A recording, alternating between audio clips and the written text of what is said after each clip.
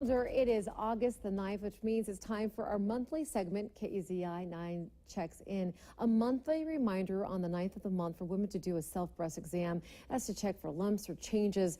This month, we're also focusing on breastfeeding and what new moms can and can't do. Here's KEZI 9 News anchor Renee McCullough.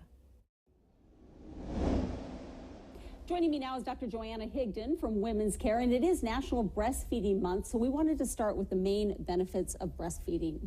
Well, there are so many benefits to breastfeeding for mom, for baby, and for the two. For mom, it can help get rid of some of that pregnancy weight that moms are trying so hard to get rid of.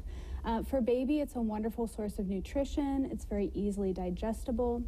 And breast milk also passes on antibodies that can help protect baby from illnesses and even down the road from decrease the risk of getting asthma and other illnesses later in life.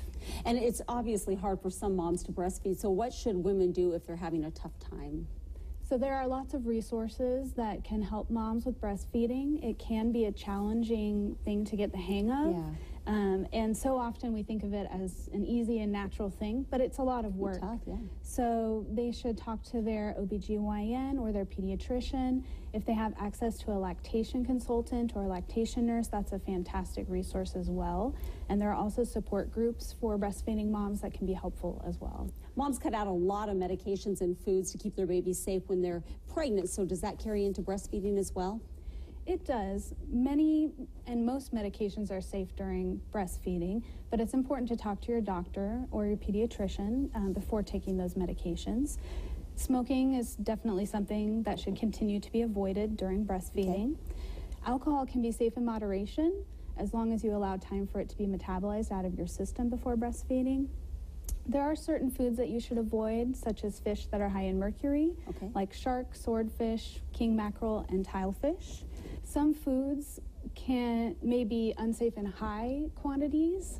Parsley and peppermint are things that in high quantities can decrease breast milk, but when eaten in moderation should also be fine.